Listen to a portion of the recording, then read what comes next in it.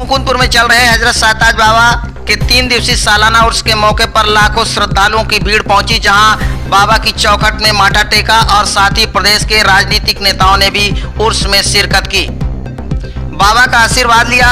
उर्स के अंतिम दिन कव्वाली का शानदार मुकाबला देखा गया, जिसमें अजमेर राजस्थान से पहुंचे फनकार फैजान रजा और सनम वारसी के बीच शानदार कव्वाली हुई। 3 दिन तक मेले की पुलिस के आला अधिकारियों की निगरानी बनी रही। शांति सौहार्द के साथ उर्स का समापन हुआ। देखिए रिपोर्ट न्यूज 11 मध्य प्रदेश छत्तीसगढ़।